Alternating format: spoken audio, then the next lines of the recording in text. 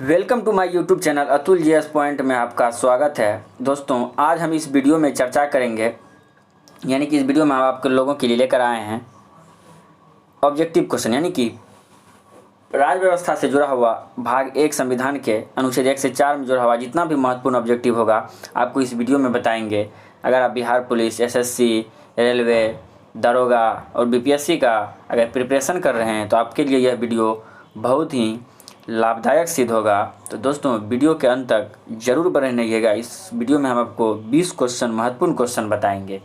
तो आइए शुरू करते हैं। जैसे कि पहला क्वेश्चन है, संविधान में, यानी कि संविधान में हमारे राष्ट्र का जो उल्लेख किया गया है वह किस नाम से किया गया है। जैसे कि ऑप्शन ए में है भारत तथा इंडिया, ऑप्शन बी में है केवल इंडिया, ऑप्शन सी में है हिंदुस्तान तथा इंडिया और ऑप्शन डी में है भारत, हिंदुस्तान तथा इंडिया। तो इसका जो सही आंसर होगा वह होगा ऑप्शन नंबर ए, यानी कि संविधान में हमारे राष्ट्र के उल्लेख जो किया गया है जिस नामों से, उसमें है भारत तथा इंडिया।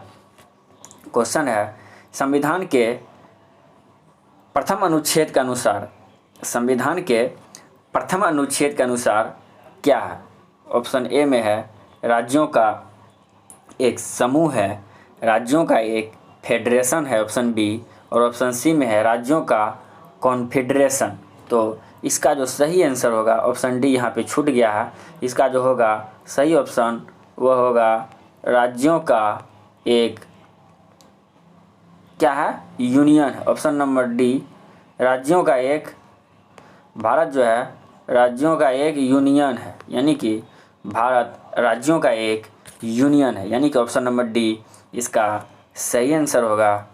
क्वेश्चन नंबर 3 है, संविधान में निम्नलिखित किस प्रावधान के अंतर्गत भारतीय संसद को नया राज्य बनाने का अधिकार है। यानी कि संविधान में जो है अनुच्छेद 3 के तहत, यानी कि अनुच्छेद 3 के तहत जो है नया राज्य बनाने का अधिकार दिया गया है। जबकि अनुच्छेद 1 में जो है कहा गया है भारत क्या है, राज्यों का एक संघ है। और अनुच्छेद 2 में कहा गया है जब भारत किसी विदेशी राज्य या किसी क्षेत्र को भारत देश में, यानी कि भारत देश में जब शामिल करेगा वह अनुच्छेद 2 के तहत करेगा। और भारत जो है अपना देश में, यानी किसी नया राज्य या किसी सीमा में परिवर्तन, यानी कि किसी अगर सीमा में भी परिवर्तन करेगा, किसी का नाम अगर अपने देश में किसी राज्य का नाम बदलेगा, उसका क्षेत्र में परिवर्तन करेगा,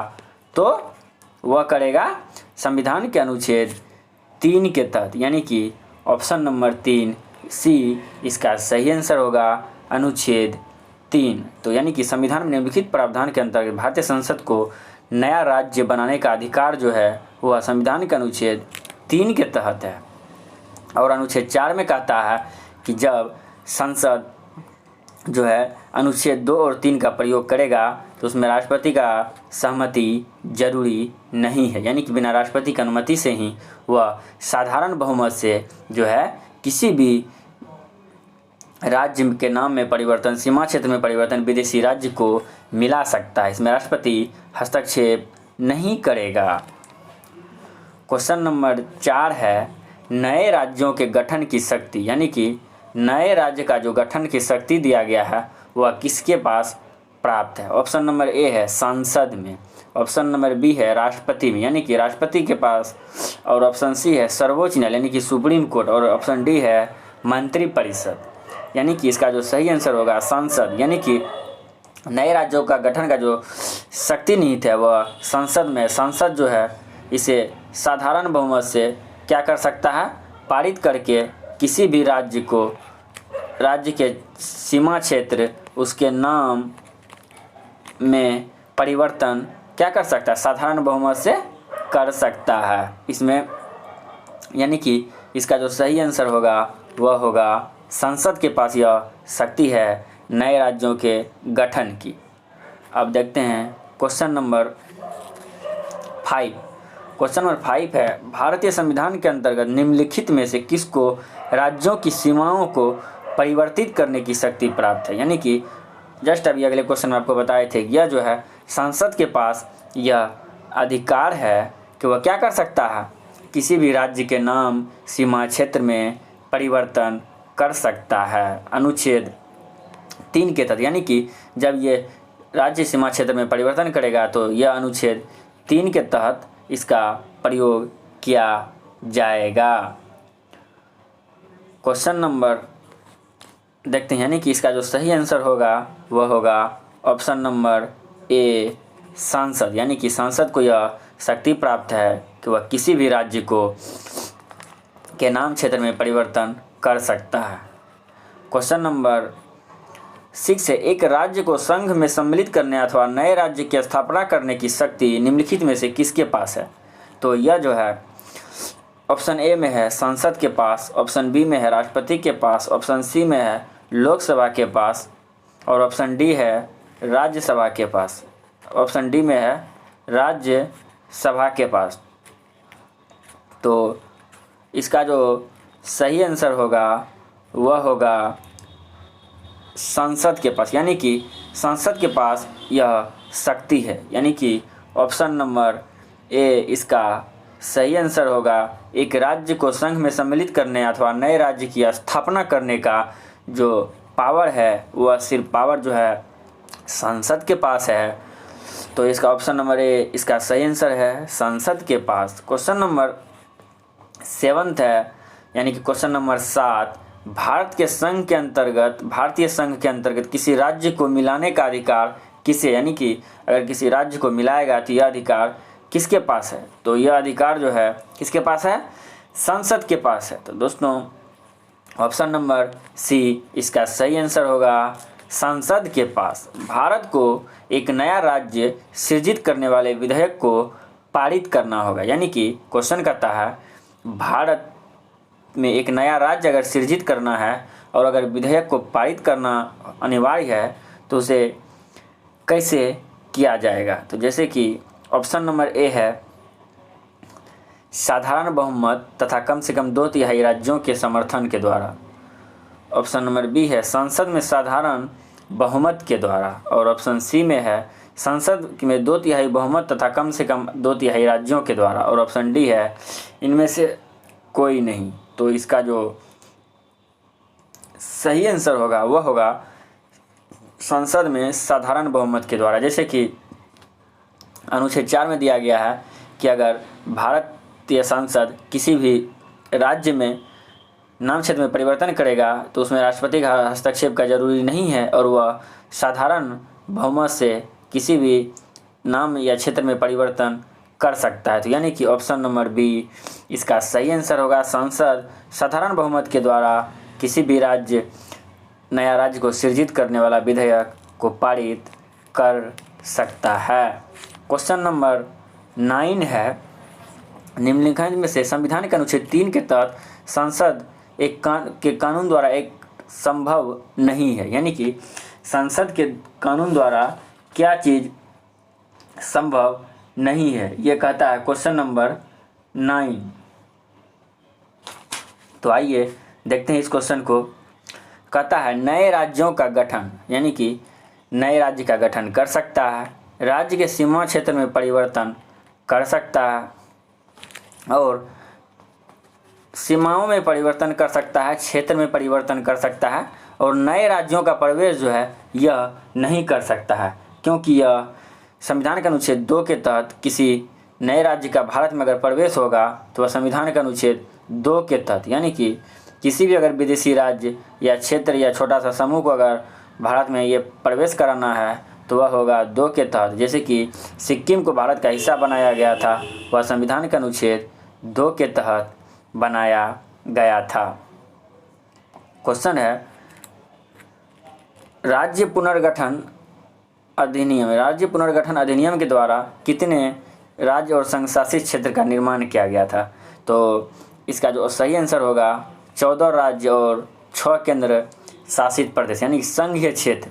14 राज्य और संघीय क्षेत्र का निर्माण किया गया था। ऑप्शन नंबर ए इसका सही आंसर होगा। राज्य पुनर्गठन अधिनियम 1956 के तहत जो है, यानी कि राज्य पुनर्गठन अधिनियम जो पारित ये लागू हुआ था 1956 में, और इसी के तहत 14 राज्य और स्वसंघ शासित प्रदेश बनाए गए थे भाषा के आधार पर। और भाषा के आधार पर बनने वाला पहला राज्य जो था वो था आंध्र प्रदेश, जिसका कि गठन 1953 में, यानी कि इसका जो गठन किया गया था भाषा के आधार पर बनने वाला राज्य को 1953 में आंध्र प्रदेश का गठन किया गया था। तो इसमें जो इसका जो सही आंसर होगा वो होगा 14 राज्य और 6 संघीय क्षेत्र। तो ऑप्शन नंबर ए इसका सही आंसर है। क्वेश्चन नंबर 11 है, भारत में कितने राज्य एवं केंद्र शासित प्रदेश हैं, यानी कि भारत में जो है कितने राज्य और केंद्र शासित प्रदेश है। ऑप्शन बी में है और ए में है 25 राज्य और 7 केंद्र शासित प्रदेश, 28 राज्य एवं 7 केंद्र शासित प्रदेश, 28 राज्य एवं 9 केंद्र शासित प्रदेश। तो इसका जो सही आंसर होगा और डी है इनमें से कोई नहीं, यानी कि इसका ऑप्शन नंबर डी इसका सही आंसर है, क्योंकि भारत में जो है 28 राज्य और 8 केंद्र शासित प्रदेश की संख्या जो है वह कितना है, 8 है। तो इसका जो सही आंसर होगा वो होगा ऑप्शन नंबर डी इनमें से कोई नहीं, क्योंकि भारत में जो राज्यों का ये है 28 राज्य और 8 केंद्र शासित प्रदेश है। तेलंगाना राज्य बनने के बाद भारत में कुल राज्यों की संख्या कितनी है। क्वेश्चन है, तेलंगाना जब राज्य का गठन किया गया उसके बाद भारत में कुल राज्यों की जो संख्या है वह कितनी है। ऑप्शन ए में है 28, ऑप्शन बी में है 26, ऑप्शन सी में है 23 और ऑप्शन डी में है 29। यानी कि जब तेलंगाना राज्य का गठन किया गया था तभी राज्यों की संख्या कुल हो गई थी 29, लेकिन जब जम्मू कश्मीर को केंद्र शासित प्रदेश यानी कि संघ शासित क्षेत्र का घोषित किया गया तब कुल राज्यों की संख्या जो है वह हो गई 28। यानी कि वर्तमान में भारत में जो है कुल राज्यों की संख्या कितनी है, 28 है।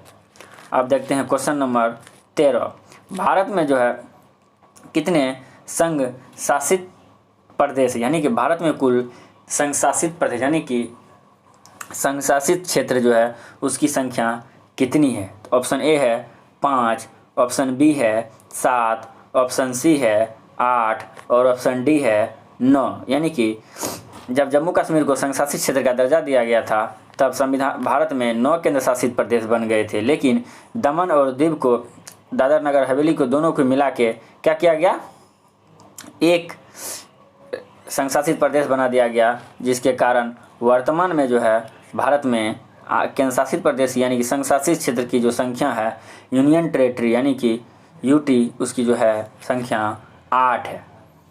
तो ऑप्शन नंबर सी इसका सही आंसर है। और क्वेश्चन नंबर, निम्नलिखित में से कौन सा संघ राज्य का क्षेत्र नहीं है। निम्न में से, क्वेश्चन है निम्नलिखित में से, यानी कि निम्न में से कौन सा संघ राज्य का क्षेत्र नहीं है। तो ऑप्शन नंबर ए है निकोबार द्वीप समूह, दमन और द्वीप, दमन और द्वीप यानी कि दमन और द्वीप। ऑप्शन सी है गोवा और ऑप्शन डी है पुडुचेरी, यानी कि इसमें कौन सा संघ शासित प्रदेश नहीं है। इसका जो सही आंसर है वो गोवा है, क्योंकि गोवा का राज्य का गठन 1987 में किया गया था। गोवा यानी कि गोवा क्या है, एक राज्य है, जबकि निकोबार द्वीप समूह, दमन द्वीप और पुडुचेरी जो है यह एक क्या है, यूटी, यूनियन टेरेटरी है। क्वेश्चन नंबर 15 है, दिल्ली क्या है। दिल्ली एक है, यह एक केंद्र शासित प्रदेश है, यह एक राज्य है, यह एक देशी रियासत है, इनमें से कोई नहीं। यानी कि यह जो है एक केंद्र शासित प्रदेश है, यानी कि यूनियन टेरेटरी यानी कि संघ शासित क्षेत्र भी इसे कह सकते हैं। तो ऑप्शन नंबर ए इसका सही आंसर है, जबकि एक राज्य जो है यह नहीं है। देशी रियासत यह भारत की आज़ादी से पहले हुआ करते थे, यानी कि यह जो आज़ादी से पहले हुआ करते थे देशी रियासत। तो इसका जो सही आंसर होगा वह होगा यह एक केंद्र शासित प्रदेश है, यानी कि यह जो है एक केंद्र शासित प्रदेश है। भारत का एक राज्य बना, यानी कि सिक्किम जो है, क्वेश्चन कहता है कि सिक्किम भारत का जो एक राज्य है वह कब बना। सिक्किम जो है भारत का एक राज्य, यहाँ टाइपिंग मिस्टेक हो गया था। सिक्किम एक भारत का राज्य कब बना। यह जो बना है 35वें संविधान संशोधन के तहत, यानी कि 35वें संविधान संशोधन के तहत सिक्किम को एक राज्य का दर्जा दिया गया था। क्वेश्चन नंबर 17 है, उत्तराखंड की स्थापना कब हुई थी। उत्तराखंड की स्थापना जो हुई थी, ऑप्शन ए है 2000, ऑप्शन बी है 2001, ऑप्शन सी है 2003 और ऑप्शन डी जो है यह जो है 1999। तो उत्तराखंड की जो स्थापना हुआ था वह हुआ था 2000 ईस्वी में, यानी कि ऑप्शन नंबर ए इसका सही आंसर होगा कि 2000 ईस्वी में इसका क्या किया गया था, स्थापना किया गया था। यानी कि सिक्किम जो है भारत का जो हिस्सा वो क्वेश्चन नंबर 16 में था, उसका ऑप्शन नंबर जो है 35वें संविधान संशोधन के तहत द्वारा किया गया था। तो यह जो है उत्तराखंड की स्थापना 2000 ईस्वी में हुआ था। छत्तीसगढ़ राज्य की स्थापना कब हुई थी। क्वेश्चन नंबर है 18, छत्तीसगढ़ राज्य की स्थापना कब हुई थी। Question number, option number A में है 1 नवंबर 2000 को, बी में है 5 नवंबर 2000 को, ऑप्शन सी है 10 नवंबर 2000 को और 16 नवंबर 2000 को। तो इसका सही आंसर जो है ऑप्शन नंबर ए, इसकी स्थापना 1 नवंबर 2000 ईस्वी को किया गया था। यानी कि छत्तीसगढ़ की स्थापना 1 नवंबर 2000 ईस्वी को हुआ था। अब आइए क्वेश्चन नंबर 19, भाषा के आधार पर सर्वप्रथम किस राज्य का गठन किया गया था। यानी कि भाषा के आधार पर जो राज्यों का गठन किया गया था वह किस राज्य का किया गया था। तो जैसे कि आपको पहले बताए थे 1953 में आंध्र प्रदेश का गठन किया गया था, क्योंकि जब यहाँ पे पेट्टू श्रीरामुलु भूख हड़ताल पर बैठ गया था, यानी कि यहाँ का जो एक नेता था कांग्रेस का पेट्टू श्रीरामुलु, जब वह भूख हड़ताल पर उसकी मृत्यु हो गई थी, तो उसके बाद भारत सरकार ने यह फैसला लिया कि भाषा के आधार पर आंध्र प्रदेश का गठन कर दिया जाए, जो कि भाषा के आधार पर बनने वाला भारत का पहला राज्य आंध्र प्रदेश था। क्वेश्चन नंबर 20 है, आंध्र प्रदेश का गठन कब किया गया। आंध्र प्रदेश का जो गठन किया गया था यह किया गया था 1953। आंध्र प्रदेश का गठन 1953 में किया गया था। आंध्र प्रदेश का गठन 1953 में, जो कि भाषा के आधार पर बनने वाला पहला राज्य। ये क्वेश्चन बहुत बार एग्जाम में पूछ चुका है। भाषा के आधार पर भारत में राज्यों का गठन सबसे पहले किस राज्य का हुआ था, तो हुआ था आंध्र प्रदेश का। दोस्तों, यह वीडियो आपको कैसा लगा कमेंट बॉक्स में ज़रूर बताइएगा। फिर मिलेंगे अगले वीडियो में। अगर आप मेरे चैनल पर नए हो तो मेरे चैनल को सब्सक्राइब कर दीजिएगा, वीडियो को लाइक कर दीजिएगा और अपने दोस्तों को शेयर ज़रूर कीजिएगा। फिर मिलेंगे अगले वीडियो में।